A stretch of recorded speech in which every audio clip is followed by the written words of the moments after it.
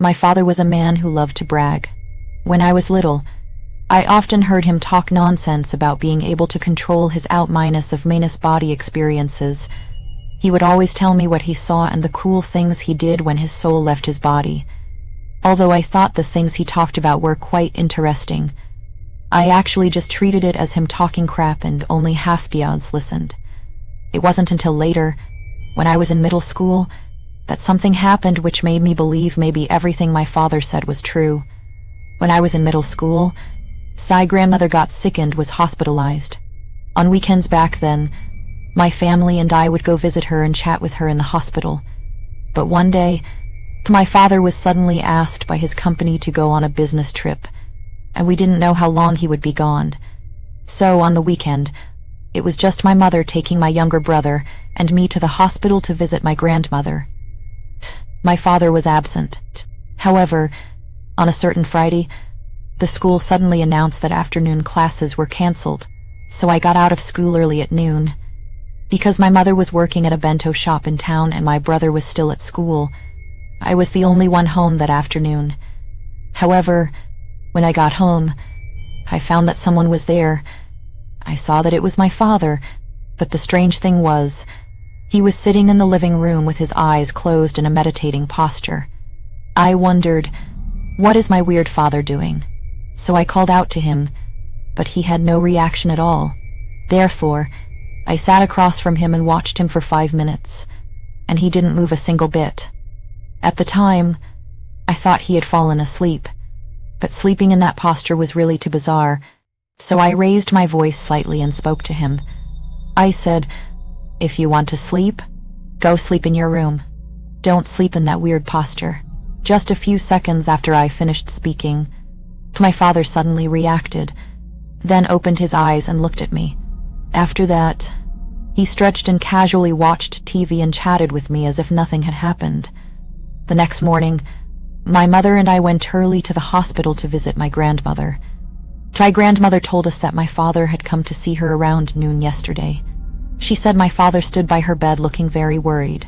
My mother thought my grandmother was probably just dreaming in her sleep, so she didn't say much.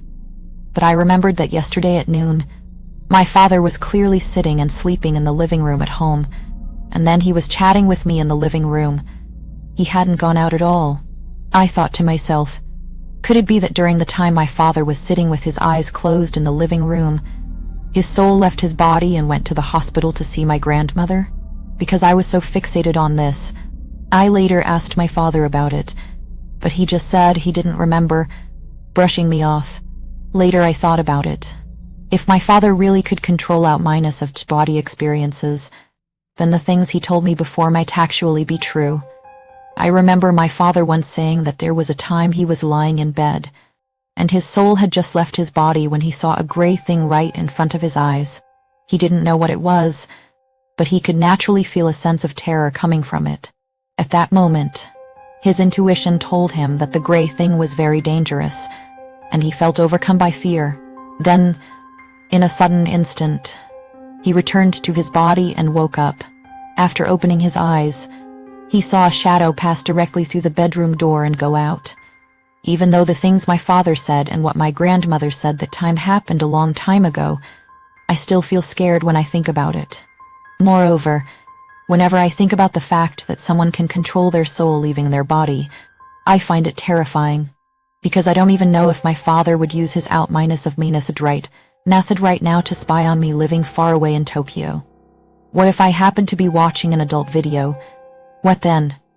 And then I also thought, if my father isn't the only person with this kind of ability, could there be a stranger using this method to observe my every move in my room right now?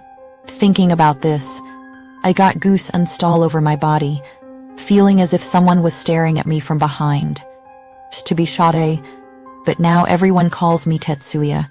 I've been called Tetsuya for over 10 years now. You must be very curious about why my name changed to Tetsuya. Let me tell you my story. The story goes like this. One day during my high school years, I came home after school, and just like usual, neither of my parents were home. I went up to my room on the second floor, lay down on my bed, put on my headphones, and listened to my favorite music. Suddenly, I felt a sense of disharmony. There seemed to be a gaze looking at me from the window, but when I looked toward the window, I only saw a few clouds drifting in the blue sky. I thought to myself, recently I seem to often have this feeling of being stared at. I wonder if I'm just being too sensitive. Right after this thought flashed through my mind, a sound like a man speaking suddenly came through my headphones.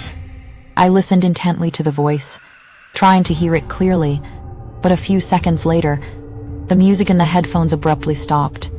I turned my head and looked at the CD player next to me.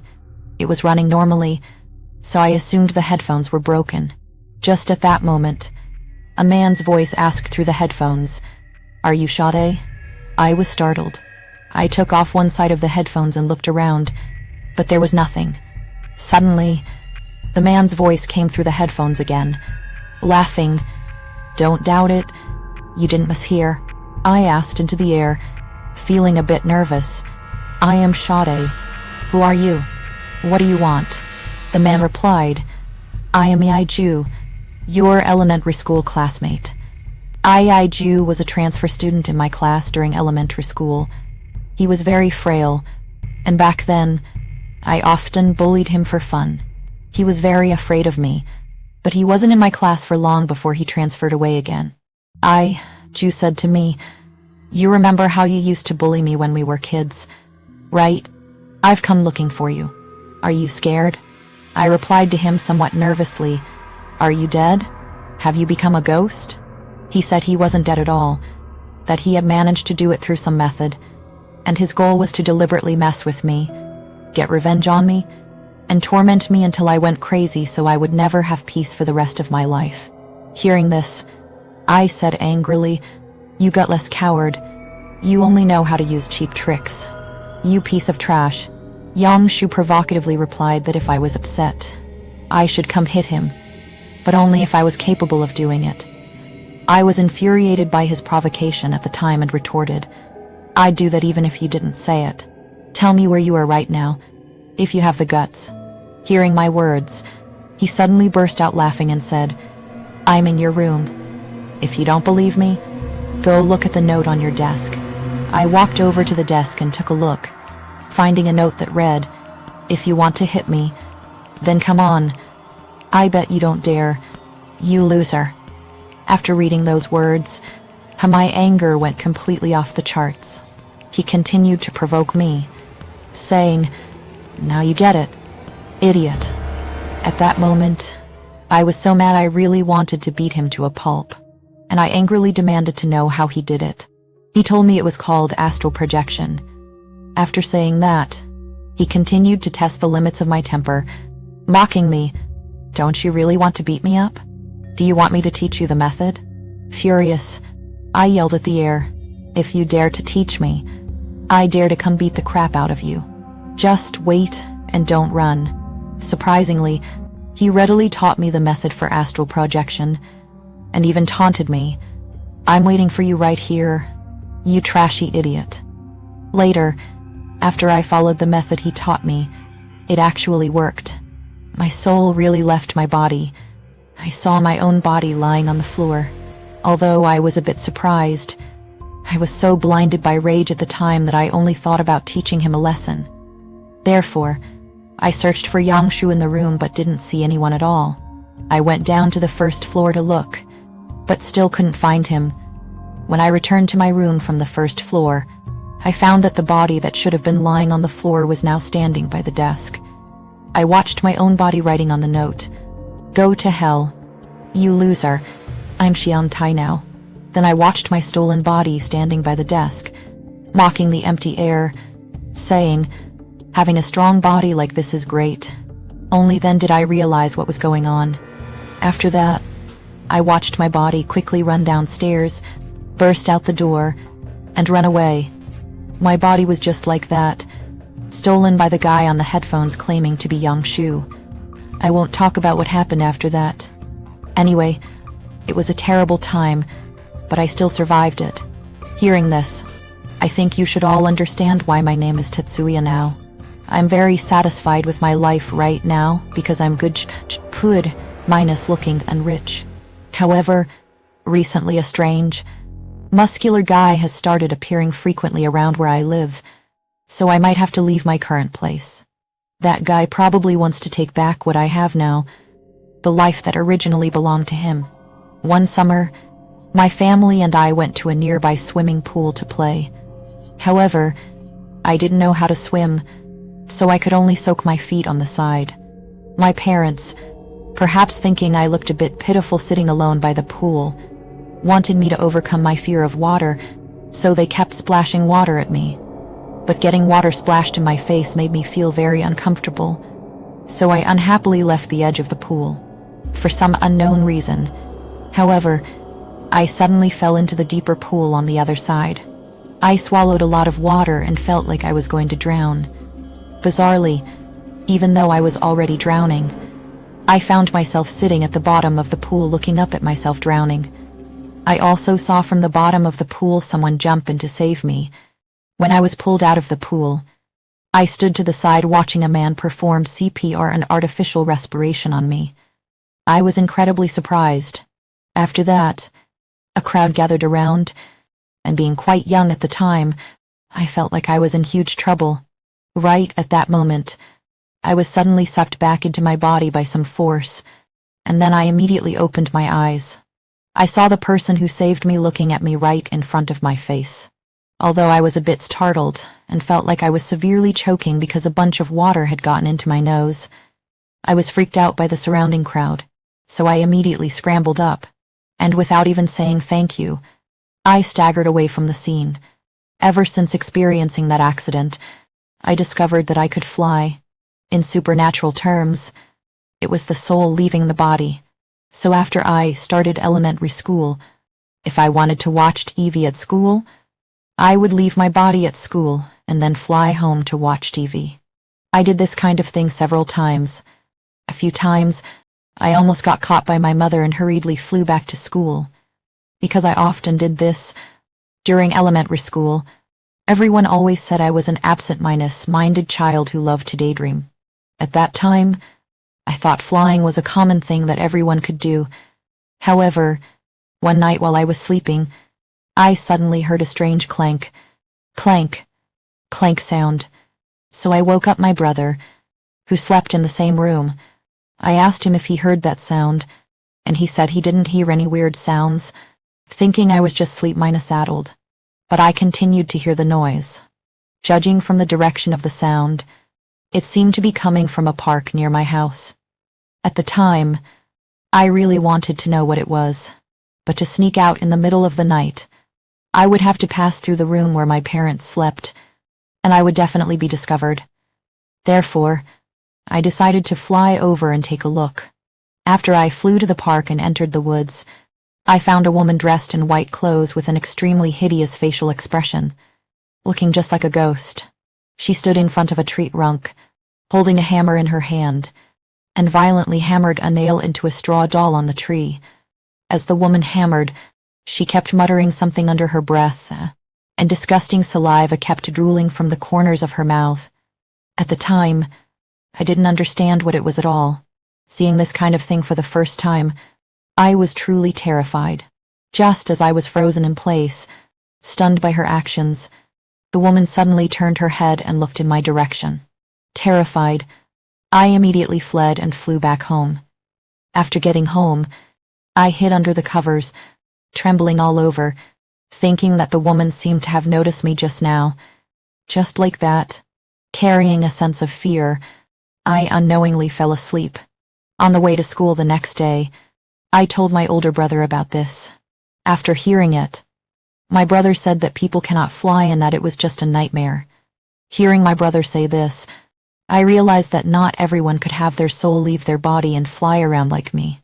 However, both of us brothers were very curious about that dream, so we took a detour to the park to check it out. As a result, we saw many nails driven into that tree trunk. Although there was no straw doll on it, you could tell that if there were a straw doll, the positions of those nails would roughly be in the head and the heart. And what terrified us the most was that those thick nails were bent. It would require an immense amount of force to hammer nails until they bent. I felt disgusted and scared by this situation, even though my brother said it was just a coincidence. From that day on, I never tried to fly again, nor did I dare to go near that park anymore. A few years later, our whole family moved to the neighboring city. Later, after I started high school, some good friends from my elementary school days came over to my house to hang out during a holiday. I told them about this experience, and one friend who lived next to the park told me that there used to be a crazy woman living near my house, and maybe it was her. That woman was very strange. Starting from a certain day, she would always stand by the park during afternoon school hours and stare at the faces of passing elementary school students, as if she were looking for someone. Because of this, I made eye contact with her several times, and her gaze felt like she wanted to kill someone, so I was scared to death every day on my way home from school. Then one day, that woman suddenly attacked my classmate UC, who lived behind my house, on the street. Afterwards, that woman was arrested by the police for this and sent to a hospital. After hearing what my friend said, I was so scared that my palms wouldn't stop sweating. I was shocked because the attacked UC was from the class next to ours, and back in elementary school, people often said she and I looked very much alike. All along, I had thought that the incident was just like my brother said, just a dream, and that the woman was just my childhood imagination. I didn't expect that what happened that night actually occurred in reality. And the worst part was, she not only saw me, but she also tried to find me afterwards. It was a good thing I never went to that park again. I was thinking, if I hadn't deliberately avoided that park back then, the person who was attacked might have been me. This next story is about my friend. I have a good friend who suddenly disappeared a few months ago. I couldn't contact him no matter what. However, just yesterday, I received a letter from him. After reading the letter, I finally knew exactly what happened. Below are the contents he wrote in the letter. How ye? Long time no see. How have you been lately? Let me first say that I am in trouble. I can only contact you briefly and in this way. I hope you can find a way to help me, but the information I can provide you is limited. It's not that I don't want to provide you with more information, but I simply cannot. Because of this incident, my memories are fragmented and very few, so I can only tell you the parts I still remember. It goes like this. A few months ago, I inadvertently came across information about astral projection. I was intrigued by that information at the time, so I started studying related books and also looking up those experiences online. During that period, I also communicated with several people who had experienced astral projection. After a few conversations, I became very curious about what the experience of astral projection was actually like, so I started trying some methods to project my soul. Throughout this process, I failed countless times, so I summarized some methods and then slowly explored and tried them. However, one night, I finally succeeded. That astral projection was my first experience of it. I felt my body become light, as if I were floating in the air, and my consciousness was very clear. But when I excitedly tried to open my eyes, I felt myself being pulled away by some force. After opening my eyes, I found myself lying on the bed. At the time, I thought that if that floating sensation wasn't an illusion, then I had failed. But that feeling was wonderful, so even failing was a good takeaway. Therefore, I invested more time in practicing astral projection. After that, I succeeded several more times. The entire experience was just as the books described. The body was light, like floating in the air, and then at the moment of opening my eyes, I felt a pulling force. After opening my eyes, I found myself lying on the bed. Later, I figured it was possible that right at the moment I opened my eyes, I was too excited, which caused my soul to immediately bounce back into my body. So I tried to let myself face this situation more calmly, and my subsequent experiences proved my judgment right. That time, after experiencing the floating sensation, I calmed myself down before opening my eyes. After opening them, I found the ceiling right in front of me. I was thrilled. I had truly succeeded. Although I had successfully achieved astral projection, I felt as if my soul were bound and uncontrollable. At that time, I tried to turn around but couldn't. No matter how I tried, I couldn't move freely. I knew this probably required practice, so I continued to try, but the subsequent astral projections were all like that time every time I opened my eyes. The ceiling was right in front of me, and any attempt to move or take control ended in failure. I tried countless methods taught by experienced people, but none of them worked, until one night, when, after failing to control my movement and returning to my body, I immediately attempted another astral projection. The feeling that time was a little different from before. At first, it felt mostly the same, but just as I was about to enter the floating state, suddenly some kind of force was pulling at me, and the next second, I felt like I was yanked up by a force and thrown out. Terrified, I immediately opened my eyes. Upon opening my eyes, my field of vision was looking down from above, and I saw myself lying on the bed. That was truly a very impressive experience, but I still couldn't control my soul's movement, so I could only float there and look at myself, unable to do anything. However, just as I was trying hard to practice moving, I began to feel a strange sensation. The feeling started from my feet. I felt the area around my feet begin to become very relaxed, as if a restraint had been undone, and then I realized I could control the movement of my feet, and this relaxed feeling slowly extended upward, reaching my body, then my fingers, then my arms, and finally my head. To confirm that I could indeed control my soul's movements, I tried to turn myself around, and as a result, I immediately turned to face the ceiling.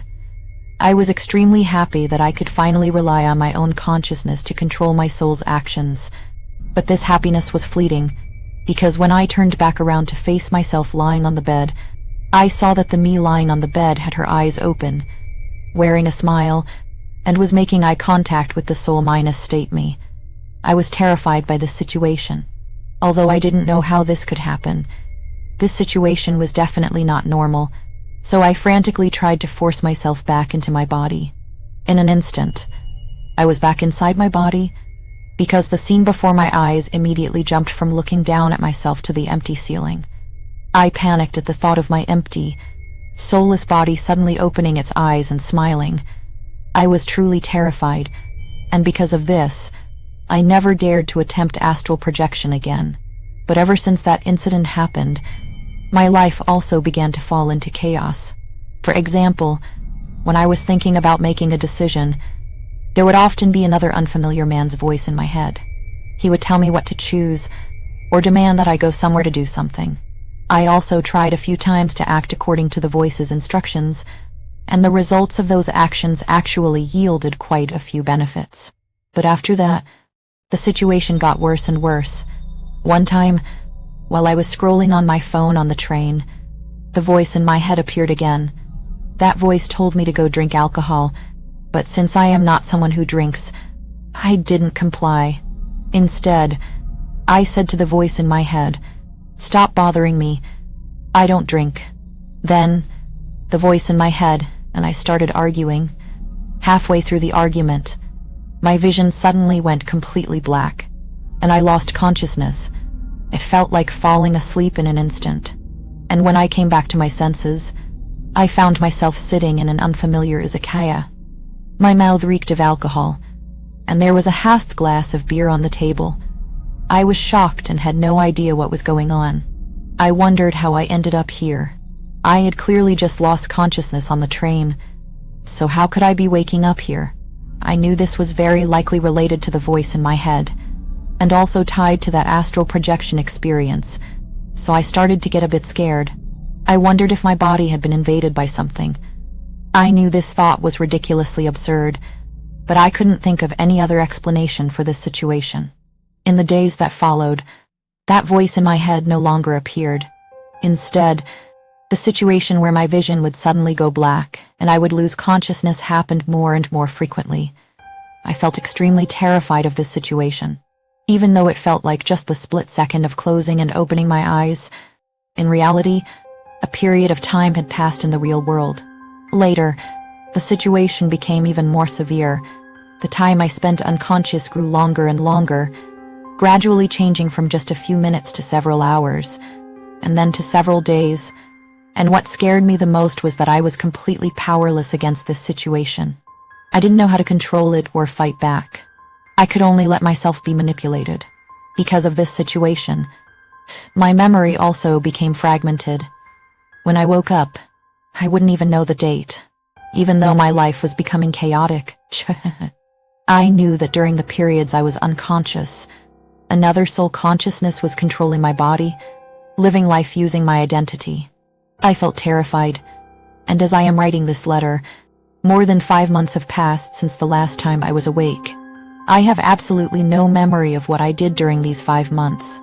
I only know that right now, I am in a completely unfamiliar place. I don't know how long I can stay awake, nor do I know when that other soul consciousness hiding inside my body will snatch away control of my body again. So I can only rush to roughly write down my situation in this letter while I am still awake. Then, without being discovered, I am mailing it to you to ask for help. Because you are my best friend, I can only turn to you for help. So when you see this letter, please, you must help me. The place where I am right now is the return address. If possible, find a way to come get me, and then find some psychics to help me. I am begging you. The above is the content of the letter she sent me. After reading her letter, honestly, I initially thought she was just playing a prank, so I called her to confirm, but her phone number was already disconnected. Later, I called her parents' home. I learned from her mother that their entire family had lost contact with my friend a few months ago. However, before losing contact, her mother had received a message from her with strange content, saying that her life had been taken away and pleading for them to hurry and save her.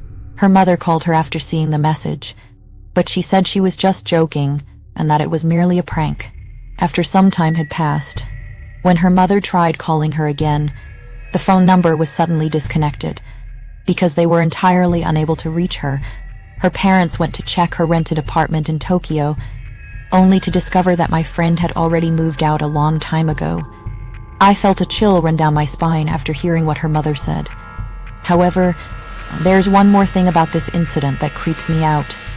I later looked up the sender's address on the envelope, and it was located in a certain country in Southeast Asia.